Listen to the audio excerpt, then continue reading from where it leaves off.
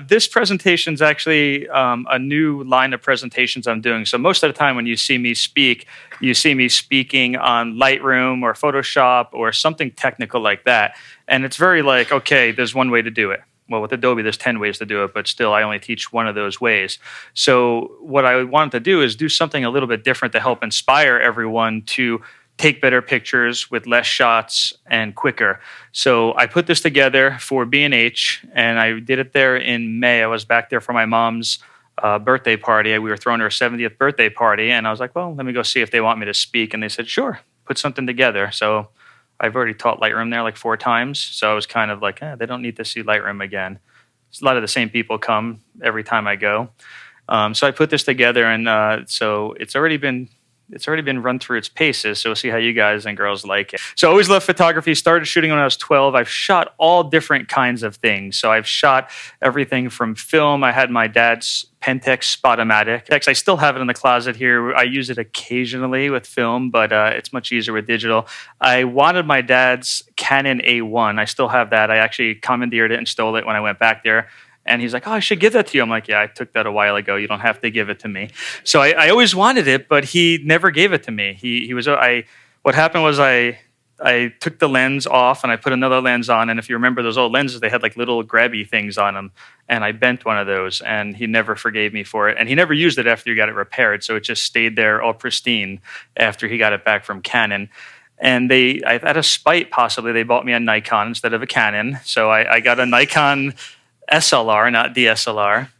And I used that for years. I shot tons of pictures, macro, birds, but I was all over the place, and I shot tons of photos, and my mom would pay for the developing. It was film, so I had that luxury. But then when I had to start paying for my own film, it's like you have to kind of learn to take less photos.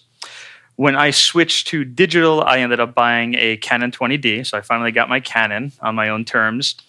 And I can show you later, but I'm currently shooting Lumix GH4 and a GX8, which are much smaller. So I'll show you why I switched to those. So enough about me. A little bit about Ansel Adams. So Ansel Adams and my good friend Levi always have this quote. So you don't take a photograph, you make it. So let that sit with you for a couple minutes. You want to go out there and create something. You don't want to just be snapping all over the place and shooting tons of photos, unless you're doing wildlife photography with Lisa, and then you come home with 9,000 photos that you have to go through, which is more than I've shot since January. But besides, this doesn't always work for like NASCAR, sports, or wildlife photography. But this quote resonates with me because as the artist, you get to actually tell people what you want them to see. So you're going to direct them through the picture, and then they're going to see what they want to see as well. So, and about that picture, I created parts of this picture. I shot parts of this picture. They're all created from images that I've put together. And, we were actually out there doing video. So I was out there doing video, not even actually shooting photographs. And this storm started to pop out at Four Peaks. And I put the lightning trigger on, just letting stuff kind of happen, doing my thing, and everything kind of aligned, So the whole picture came together. It was just going. It happened to snap some good shots of it. And then, went in, brought the foreground up, and, I made it my own. So the image, to my eyes, it looked like that. But in the camera doesn't always see what you expect it to see. So everything down here was dark, which if you've ever seen my Monument Valley shots, I love silhouettes. But with this one, I just wanted to see more. So I did something a little bit different. So patience. Oh, how many people have patience? Besides Lisa. Two people. The definition of patience, the capacity to accept or tolerate delay or suffering without getting angry or upset. So suffering, yes, we've all suffered. We've sat there, and I've heard stories. I've talked to Rich Milligan as we've driven back and forth to events here and stuff. And he goes out shooting with his brother and other people, and they'll go out and they'll shoot, and they're not photographers. So he'll be like, I'm jumping out of the car. I'm going to take some pictures, and he'll stay there for hours. And they're like, oh, did you get the shot? He's like, no. They're like, did you take any shots? He's like, no. They're like, why? Take the shot. Let's go. Let's jump back in, go to the next spot. He's like, I'm waiting for something to happen. He's not going to just jump out and like, there's the Grand Canyon, click, jump back on the bus. So it's kind of like hunting or fishing. You're trying to wait. You're waiting for something to walk in front of you, something to happen, something to make you inspired. So that's suffering and trouble and kind of not letting it get you mad. You know, the first part of this program, I'm going to go over this repeatedly about, you know, going back to the patience part. And then we're going to get into the consistency on the second part. So patience is an acquired trait. You kind of have to learn it. As you see, those two ladies back there have learned it. Everyone else is still working on it. So it's an acquired trait. It's the willingness to put off a quick or easy small reward for a larger one. So I was out all night storm chasing for this image. And it's kind of hard to see because it is silhouetted and this is pretty bright. But it's Red Mountain, and I was out by myself just driving around, and the storm kept kind of coming towards me, getting me wet. I'd have to break down. I don't like shooting in the rain. I like shooting outside, which out here is great for that. You can kind of see the storm sometimes. So I was on the outskirts, and I get soaked, have to pack up, move, and I was just not getting any shots. I was getting a wet lens. I was getting blurry shots. It was hitting too close, too far away. There was a motorhome. I got this great shot, and I'm like, oh, there's a motorhome in it. I didn't see that in the dark. You're doing a long exposure, and all of a sudden you could see the deck and everything. So I ended up down here, and the storm was actually going away from me, which I don't usually like to shoot the storm going away from me.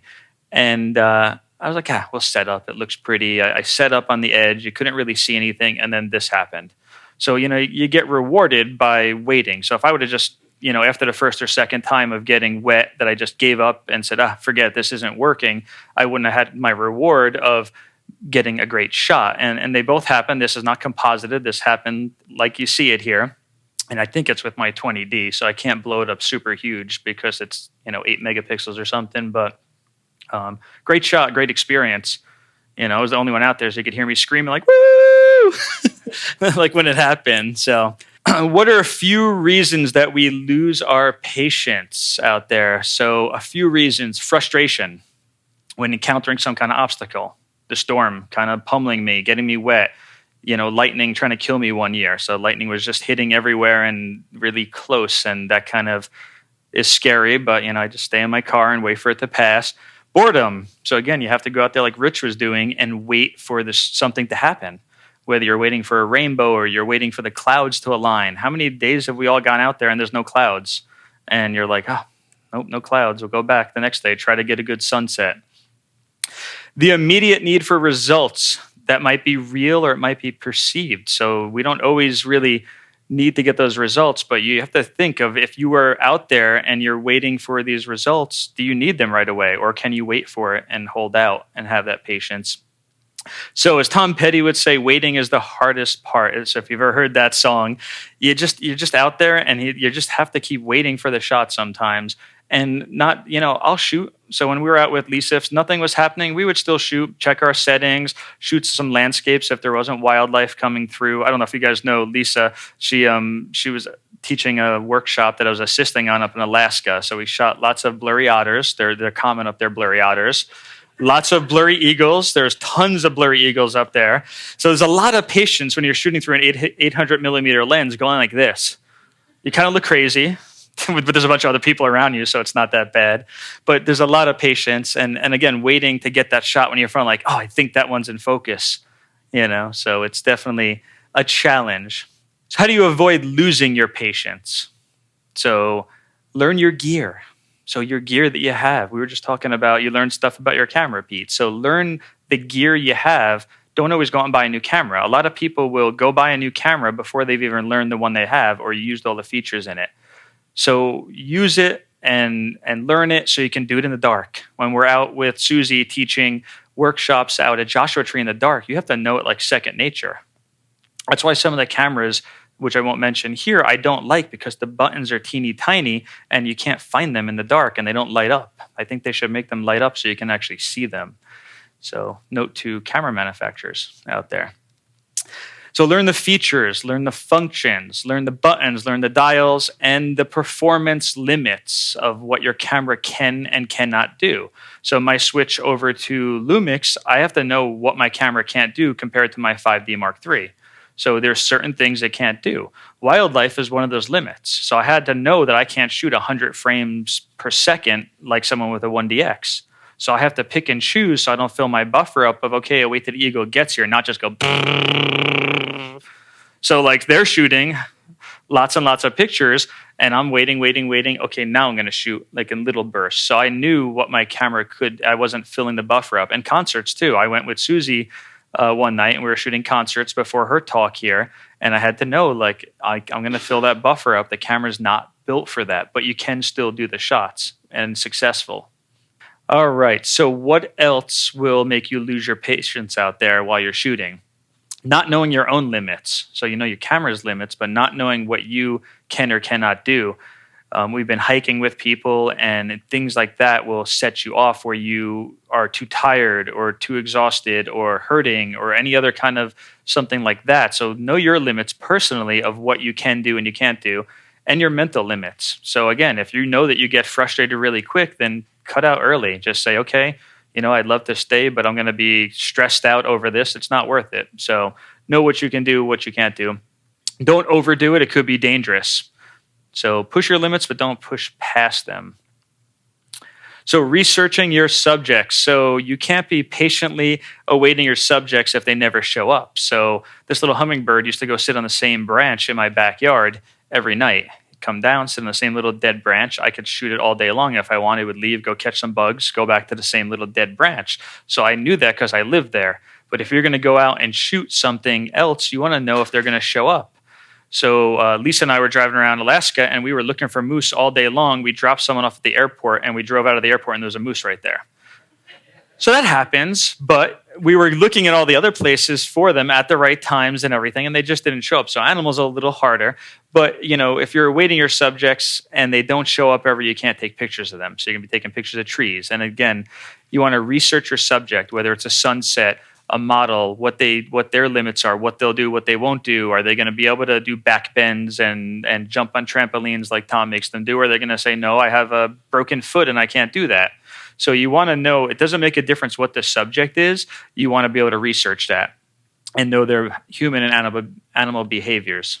So be sure to know when and where to find annual cultural events. So if you shoot different events, you want to know that you're not going to be stuck in this, or that you want to be stuck in it. So if you want to be there, that's great. If you don't want to be in the middle of Mardi Gras, not so great. So you want to know what's going on, when it's going on, traffic, parking. There's all these elements of a shoot. Whether, again, if you're bringing a model down there and you're thinking you're going to have the whole place to yourself, and this is parade's coming down every 2 minutes, you have to be careful for that stuff. So search at local events. They could be great, but they could also be in the way and a problem. Research each location. So a bunch of people are going on trips right now, summer trips, road trips, like Pete was just on. So research each one of your locations and figure out what the weather's going to be like. Is it going to be conducive for hiking? Is it going to be a problem? Be sure to learn about physical accessibility. Actually, 4x4, can you get a truck in there? Will your car get you in there? A lot of places you can get a car. We're going up to Monument Valley. I've seen like Mustangs down there going around Monument Valley. I'm pretty sure they're rentals because I don't think anyone would want to take a Mustang down there, but there are Mustangs down there and they've gotten through, and you don't need a 4x4 to get that original loop. So learn about that, know what to expect to see if you can do something or if you're going to have to rent a truck or call a friend up. Check into the weather patterns. So you've all heard the story, I'm sure, of me getting stuck down in Havasupai in the flash flood. So that was one we couldn't avoid. It was 50 miles away. We had no idea that it was happening. But check into the weather patterns and make sure that there's not that little cloud isn't going to turn into a huge cloud. So that cloud was a tiny little cloud smaller than that. And we're laying there going, oh, there's no clouds. This stinks. We hiked all the way out to here. And all of a sudden it just started blowing up until the whole sky got filled with clouds. So this stuff starts and finishes really quickly sometimes, but you don't want to be stuck out there in a thunderstorm where you're nowhere near any cover. There's no trees. There's nothing out by the wave. Let's see. So if it's relevant, check into the moon cycles. If you're shooting the Milky Way, make sure the Milky Way is up. So this time of the year, the Milky Way is up. When is it up? Is the moon going to be in your way? And it's going to be too bright of a night. So there's all those other elements. There's apps we use for that. There's a video on After Hours that we put up that goes into photo pills and other apps that we use to actually find out if this stuff is happening. Tides, if you're going to go take pictures of water. We were out with Lisa and all the water's gone at one point and it's just all muddy. What is that called? No, what is when all the water disappears? Low tide. But there's another name for it where all the water sucks out of everything. Bore tide, right? So there's this Borg tide that all the water just goes away in the whole, and then you can walk out there, but then it all comes back in like a big tidal wave. So you don't want to be out there when it's coming back in. People have gotten killed and hurt that way. So you want to know this stuff. You don't want to just wander out there like, oh, cool, let's go find shells. And then this huge wave comes in and takes you out. Slow down. So how many of us are guilty of just shooting? You get to a spot and you just pull your camera out and you just start shooting right away. More than half. Little bits. I see Susie and Marcy. So slow down. Take your time. Unless it's a fleeting moment that like something like an elk is running across and you have to pull it out and start shooting right away. Kind of absorb the situation. When we got to the wave here, like we all kind of turned the corner and was like, whoa, and there was like and taking pictures all over the place. And in like 5 minutes they were exhausted, like, we're done, we got it, let's hike back. And I'm like, well, let's absorb it for a while, look at different angles and see what's gonna work. Like this angle is like a cool angle. It's not the picture like this one where you just have the traditional whole wave, which is tiny. It's like the size of this room, this wave. It looks huge, it's not. It's literally probably smaller than this. But you start to see these angles and the way it flows. We found a line that John Morey was having people stand on that looked like you were actually like falling off a cliff, but it was just a weird line in there. So there's all these different things that will actually happen when you start to observe and compose and then shoot your images. So, and add people sometimes. You know, I used to always leave people out. I'd wait like an hour, like, dude, this guy's in the wave and he's taking pictures and he won't get out of my way, and just be all mad. But that gives it some context now of how big it is or how cool it is. Or I have a picture of Monument Valley and there's a little tiny truck in there and it shows how grand Monument Valley is. And I could have easily just taken the clone brush and gotten rid of it, but I left it in there. Plan ahead and plan far ahead. Plan for things to go wrong, to change. So all of this is helping you with patience, because if stuff's going wrong, you want to have a plan B of where to go. So we always, when we do our workshops, we're always talking about plan B. If we're going out and shooting stars, there's a 50-50 chance there can be clouds and we won't see a star the whole weekend. And it's happened sometimes. So we have to have a plan B. Okay, we're going to shoot storms. So there's always another way to go. You can't just be like, oh, no stars, let's all go pout in the tent. You know, so you want to have a plan B and know where to go. And then on that note too, bring extra water, food, batteries, memory cards, Uno cards. When we were stuck in Havasupai on a cliff for the whole day, we played Uno, like literally the whole day. So we just sat there. Someone had Uno cards. So you never know. It wasn't me that had the Uno cards, but someone had them, and she beat us all down in it and won every time. So I'm thinking she practiced that game quite a bit. Lastly, zero out your settings before the shoots or after the shoots. So by zero out your settings, I mean put everything back so that when you pull your camera out, you know what to expect. Don't leave it on flash white balance from the model shoot in here or something else, because then you pull it out outside and you're ready to go take a shot and it's on flash and everything's blue or green or something else. So if you zero them all out, so you're at like 1/60th, at 100 ISO, at your auto white balance, so that you can just have it all baseline and you don't ever mess it up. So I've gone out and shot lightning, threw my camera back in the bag, and then shot a whole prom the next day and had the manual focus on. And when someone was in the right spot, it was great. When they were a little bit too far away, you can't tell it's, unless you're zooming away, and you can't tell this big that they're out of focus. So, and it beeps and everything. You're like, beep, beep, click, click, click, click, click. I was so exhausted from shooting all night that I didn't realize it. So I had a lot of, fuzzy photos from that. So I've learned to just zero it all out, put everything back to the way the camera comes when you get it in the box. Try, and try again. So this shot, we shot up in Chicago last year, and each one, it's like an octopus dress. Each one of these little things had to be thrown up individually. So the concept was, we had a whole group of people. Everyone had one of these, and we started to take them and throw them up. And then there'd be one person or two people taking the picture, and then the model had to pose each time. Now she's up on something up here. She can't do much except just do this and look pretty.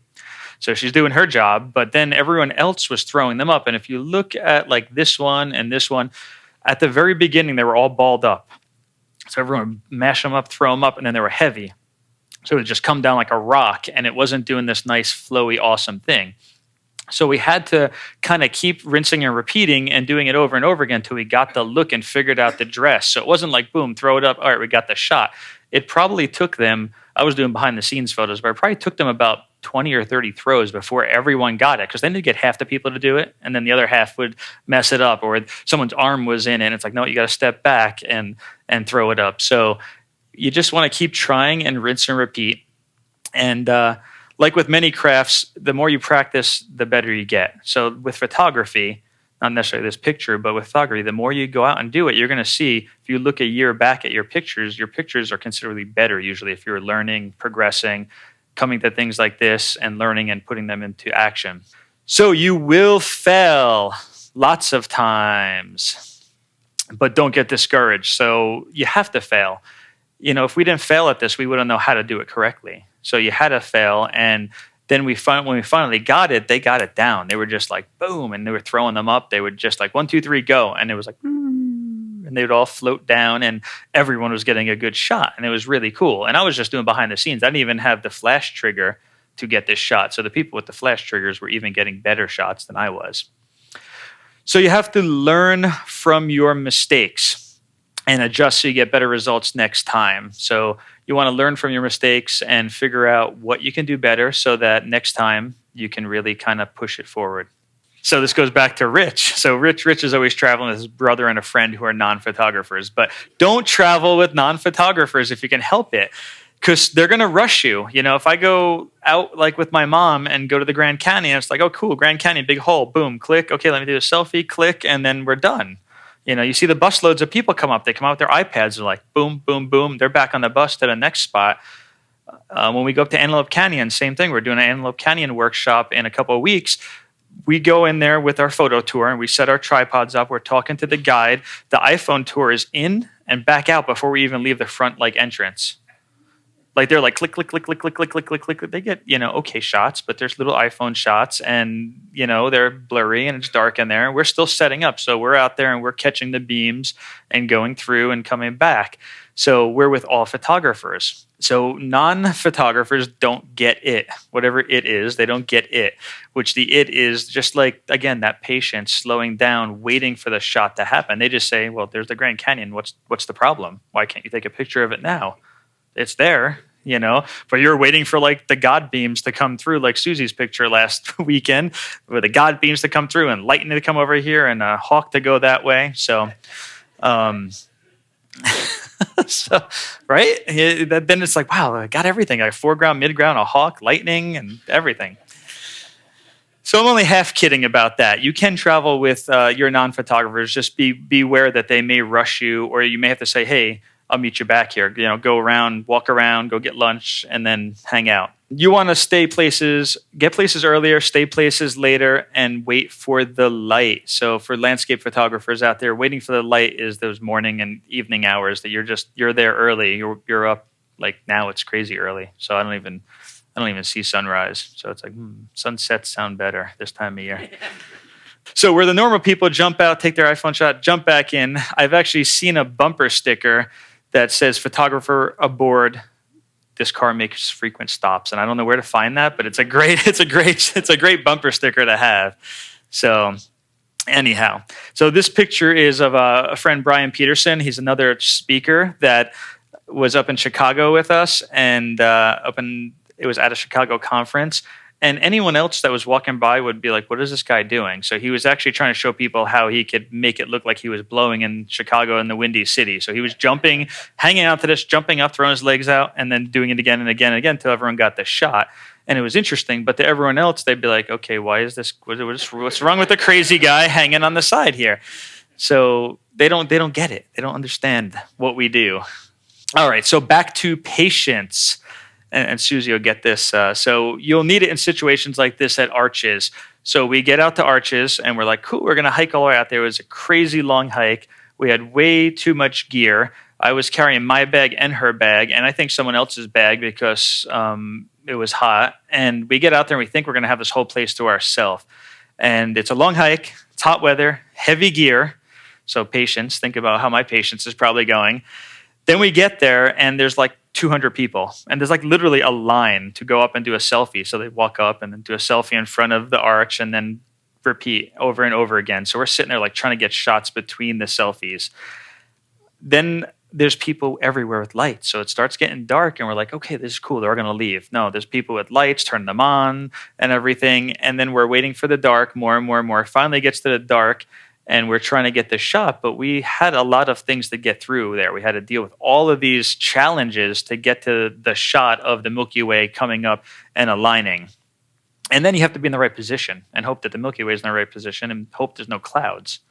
So think of like just to get this one shot, how many things had to align. And there was other people in the group that were getting frustrated and like, oh, turn the lights off. And I'm like, well, we don't own the arch. We can't tell them that they have every right to be here the way we have every right to be here. So they could turn their lights on. You're just going to have to work with other people.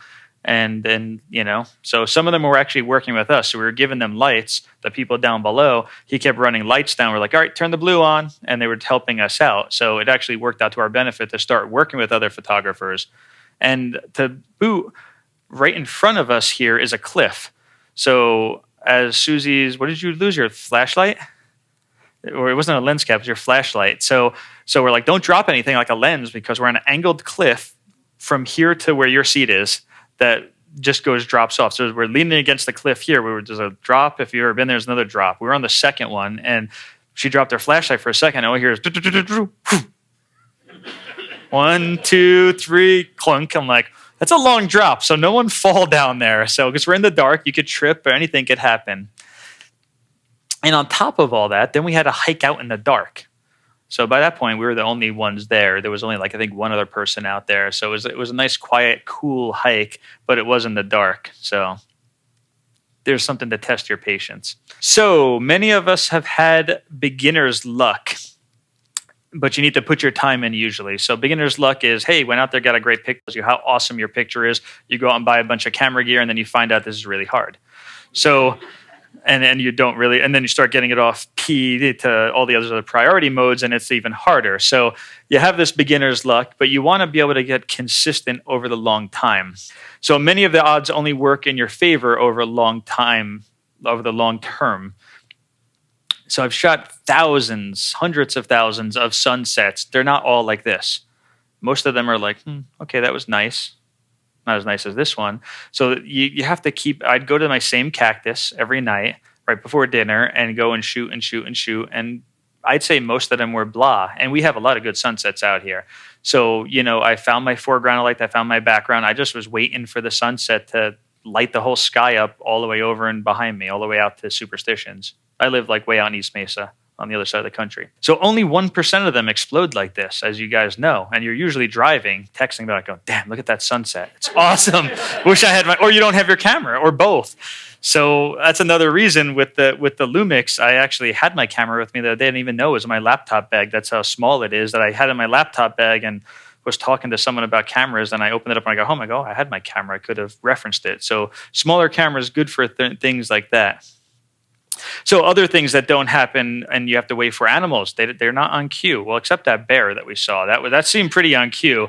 It was like, cue the bear. I think there was a cage at the top, and they opened it, let the bear out. He ran down, jumped in the water. It was awesome. And then he ran back up. But most animals don't show up when you want them to. You have to wait and wait and wait. We waited all day for that one bear to show up, and it was great when he did. But the rest of the time, you're just sitting there chatting, talking, and everything else. If you're hunting, then you're not even talking. You have to sit in a tree stand by yourself. So maybe you did all your research. Everything else is perfectly aligned, but again, your clouds roll in. So on the wave shot, the first time I went to go up to see the wave, not that second time that you saw the cloud, it was the opposite. So we had no clouds all day, and we were all mad about it. So it was all perfectly blue skies. And then as soon as night hit, we were going to stay late and shoot the Milky Way over it, like the Arches one. Yeah, no, all these clouds came in and totally covered it. And then we had to hike out in the dark. We could have left 3 hours early if we knew that, but you never know. So we're all ready. We're like, yes, we're going to go shoot this. But we adapted. So we went out and we shot light painting. So we spun LED light sticks and all these other things and did all these other cool light painting things of the wave at night. But, we didn't have the stars above. So be ready to get skunked, as they call it. Sometimes you just don't get the shot. I have lots of shot of that cactus with boring sunsets. Totally blah. So persistence kind of fits into this whole equation as well. So stack the odds in your favor with persistence. Keep going back. Don't just go once. Keep going back. I'm going to persistently say that. Keep going back. Practicing. So then when you actually have that moment of that sunset happening, you're ready for it. You know your settings, you know exactly where your cactus is, you know where you have to be, you know the angle to get the cactus to stick up off the ground there so it's not just a black blob, all of that stuff. I had that all down when this happened. I wasn't just like, let's see, which cactus am I going to go shoot today? I knew which cactus I was shooting already. I was there and ready for it. So all good things take time.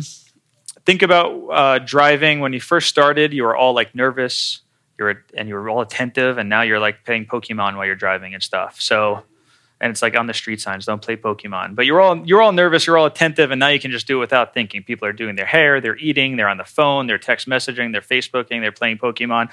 But when you first start, you just have to keep, you have to keep at it persistently, and it's second nature then. So you don't think about driving now. You don't think about going certain places. You just end up at work. You don't know how you got there. You're like, I'm at work. How did I do this? You just go. So you want your camera and your settings and all of your stuff to be second nature. So when the moment presents itself, you're ready for it. So your vision, so building your vision, this may be the hardest things for certain people, but your vision is the moment that you have in your mind for that shot of a lifetime.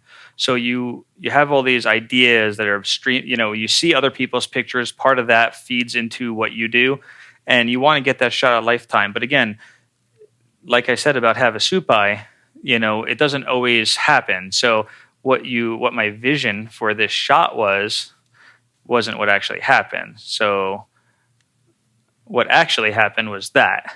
So I was going down there to take that shot, actually retake that shot because that's my shot. So I was going down there to retake that shot because I got a new camera. I got a 5D Mark III. I got a wider lens. So I wanted to I looked at the shot and then I looked at other people's shots and I'm like, I need to go reshoot this shot. So I wanted to get more sky in it. I wanted to get more of the pool in it and everything like that. But I didn't have the equipment for it and I didn't think to panorama it. So I went back down there with more experience and and more gear, better gear, more experience, everything that I'm telling you. And then this happens. The reality of it is that everything flooded out. There was a storm 50 miles away, and this is evidently the drain. So I was in the drain hiking down here. That's like a 15-foot rock that I hiked past before the helicopter guy yelled at us and went, go up top. And then we climbed up like 5 feet, and we're like, yeah. And he's like, no, way up there. So we ended up way up here, and down here is where the trail is.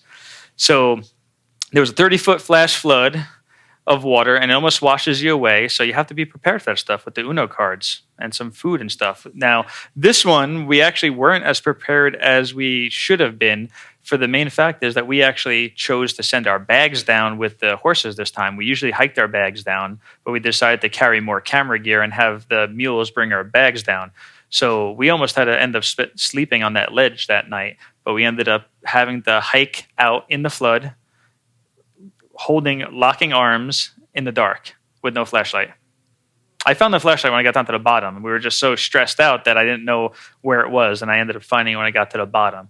So it did go down. It wasn't this deep when we hiked in it, but it was definitely, you had to hold everyone and kind of shuffle through the water. And on top of that, when we got down there to this, they're like, no, it's closed. You can't see it. So I'm from New Jersey. We bribed the guy and we took pictures of it in black and white, and it was all fine. But it was all muddy and not pretty like that. So the saying goes, life gives you lemons. What do? You make lemonade. So I switched gears. So I started videoing all the flash floods and how it was looking and documenting. So I went into almost like a reporter kind of mode just by intuition. I don't know why. I was just like, this is cool. Let's videotape this. And started taking pictures of people and other things that I wasn't anticipating taking pictures of. So just be ready to adapt when stuff happens. You just be like, oh man, the water's not going to be blue. Boo-hoo. Let's sit on the ledge and play Uno and be sad. So it was kind of exciting, actually. Maybe for me. I like that stuff. So I enjoyed it a little bit. It was, everyone else was kind of freaking out. So shoot a new subject. Adapt your vision. It's not a technically perfect shot. It happened, and I wasn't ready for it. And you could see his legs are a little blurry, but I like it because it kind of shows motion that he's moving down there. I have it in black and white. I have it in color. It's one of my favorite shots from that trip down there, just because it kind of tells the story of the trail's gone, but they're still working, and the mules are still working and everything like that. Be open-minded. Shoot the weather. Weather's a great subject to shoot. If you hide out here when it's raining or storms or any of that, don't. It's awesome. There's reflections. There's rainbows. There's dust. We have cool storms out here. So, we'd have people that cancel out a week early saying, "Oh, it's going to rain on Saturday. We're not doing the photo walk." And I'm like, I can't wait. I hope it rains. Go out there and get wet and take some great shots. Document the ever-changing environment around you. It's fun sometimes. So this is not my forte of shooting news kind of stuff, but I just jumped into it, and I did get some great shots. I actually have a shot from this trip that I don't have in here that someone bought of all the mules lined up way up high before you get into here, and it's just a cool shot of the rain in the background, misty kind of look.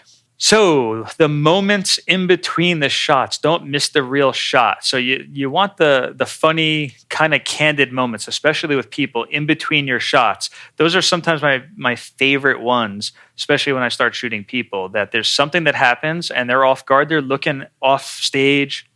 They're not looking at the camera. They're not posed, like, especially kids. If you're shooting kids, as soon as you tell my nephew smile, he's like, he squints his eyes. He must be listening to too much Peter Hurley. Squinches his eyes, smiles really big, and it's because mom tells him, smile, smile, smile. Connor, smile. And she's always yelling to smile. But when I catch shots of him and I sneak them when he's not paying attention, I get the best shots because he's just doing his thing. And I have to, kind of sniper shots. Same things with the models. They're on set. They're trying to look their best look. This is my best angle. This is this. But you want to catch those shots in between when something's happening. So always shoot a few extra shots. I always shoot early and I always shoot late. So when I shoot people, I don't know if you guys do this, and everyone always yells at me for it. If I have a group shot, I'm like, 1, 2, click. And they're like, you didn't say 3. I'm like, exactly, because then all your eyes close and everything else happens. So it's like 1, 2, click. And I'm like, the click was the 3, but they're always like, you never said 3. And it's like, I'm going to do it again the next shot, and you're going to fall for it again. So it's like 1, 2, click. They're like, oh, you didn't say 3 again. So catch them off guard, and you get some interesting, fun stuff that you can use sometimes. And that's sometimes the ones they like too. Is like, oh, look, I look so natural, just looking off to the side. So this is a quote that my dad is always talking about, and it's fishing versus catching. So we've been fishing since I was a little kid with my dad. We do a lot of freshwater, and then we had a boat, and we'd go saltwater fishing.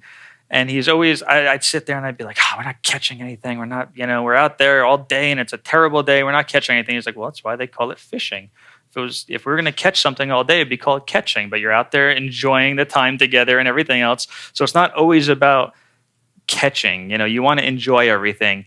So same thing I find applies to photography and a lot of other things. So you go out there every day, and every day is not a good one. Just like if you go hunting or fishing, when people go out hunting, they go out there and they'll sit in a tree and freeze all day, and then they come back and it's like, how was it? What'd you do? Sat in a tree all day. How was that? It's okay now. We have Facebook, so it's not as boring as back in the day, but they sat in a tree all day. There's not much going on. So be present and enjoy the moment. So even if you don't get the shot, don't always be thinking viewfinder. Just enjoy it. Like when my friend Rich will sit there, he'll just sit there and enjoy it and talk to someone or just relax. And if a shot presents itself, then he's ready for it. Enjoy the process regardless of the outcome, and enjoy the trip, because you always heard this one, it's not the destination all the time. So this shot was actually in the studio here. We set a big booth up right where I'm standing, and we've shot and shot and shot, and we're actually shooting a gun, not a real gun, like a BB gun. So we were shooting a gun into there, and it took us the whole time to get everyone these shots. So we actually had all these triggers set up, and you have to be able to catch that shot, and it looks pretty cool. So it's actually a lightning trigger running on the sound mode of when it actually gets fired, and you could catch water balloons totally without the balloon around it, and you can catch stuff exploding like that. Some people even have the whole glass bulb, and it just looks like it's shattered. It hasn't even blown up that far, so depending on the settings. But it was a process to get there. Larry and I sat there and set this up and shot it. Nope, nothing. Either the noise triggered it too early, so you have a perfect light bulb, or it triggered it too late, and it was just like the stump of the light bulb. So, it took that patience to get everyone the good shots. So we're going to transition into consistency now. So you have the patience side down. I think I hammered that in enough of slow down, be patient, wait for the moment. So we're going to go from patiency to consistency. So it's the key to being a better photographer. So when you're shooting, you want to shoot to create a style. You want to be able to create the style so when you see an image, you know that it's an image, or someone else knows it's an image you created. So like when I see a Dave Kelly image, I don't have to even see his name on there. I just see, oh, that's Dave. And I scroll back up. Yep, I was right. So you just know after a while when you see an Ansel Adams image, you don't have to be told who it is. You just know. So there's these signatures that you gain by getting consistent with your photography, that you can build this style. And that's going to help set you apart too from other people, so that you really start to get to be known for what you do. So patience and consistency actually go hand in hand, kind of like peanut butter and jelly. The more you slow down and wait for those moments, the more you're going to be able to get consistent with how you create the moments, how you edit it, how you light it. So I strive to shoot less frames and do less editing, unless I go to Alaska, and then I shoot more frames and never edit them. So so the idea for me is my laziness makes me shoot the best shot I can, so I don't have to do a lot of post-processing to it. And you'll be able to start to realize everything's coming together. So this shot is actually Susie's shot that she took. It was in the auction and everything. And it's actually not my shot. So she took it, and that's me and my nephew, the one that never smiles and stuff, or he smiles too much. And we were just walking. She was behind us, kind of trailing and everything. And she just waited and waited and waited for the moment when he actually put his hand up. So it's not a staged shot. She was just watching us, kind of watching our behavior and everything. And this is a monument, if you don't know. So it's a monument over across the street from the or across the river from the World Trade Center with everyone's names on it. And it looks like two big towers that are really long. So we were just walking with him, kind of showing him everything. And he eventually just pointed up at one of the names. And between that and the sun coming through and the reflection of him on there and then all the names, everything kind of fell in place for her, where she could just boom, snap the shot and get it without a lot of work. So again, you want to be able to get those signature shots. Whoa, back to this now. Use the gear you have. So you have all this gear, and if you keep switching, you can't be consistent because you're too worried about relearning your gear again. So your gear is good enough. Everything 8 megapixels and above is plenty of megapixels to print big enough prints for whatever you would need. If you need bigger prints, do a pano if you need more megapixels. But the gear and the camera and all that stuff doesn't really make a bit of a difference if you can't be consistent with your work. All of them can record what you're seeing, but you really need to see and have that vision. So they're all going to record the same thing. We can give you my camera, set all the settings up, and you could take a picture, but your picture and my picture are going to be different depending on what our vision of the shot is. So we could all have been standing here taking a picture of this sunset, and we're all going to get a different shot. And I've learned this going on photo walks with everyone. Everyone's like, oh, there's too many people here. We're all going to get the same shot. And it's like you see everyone's different vision of who has a 50 millimeter, who's shooting just this palm tree, who's shooting something else. And this is in Maui, so I'm the only one with this shot, but you guys aren't going to get that one. But and I cut the trees down after I left, so you couldn't get the shot. No, so everyone frames it out different. Some people will bring make it not a silhouette and bring the shadows up. Some people are going to get the sun and starburst it. Everyone's going to have a different vision of the same exact area. So again, you have to see that fancy gear doesn't make you a better photographer. It's great to go and talk shop and say, hey, my camera's bigger than yours, but it doesn't make always a better picture.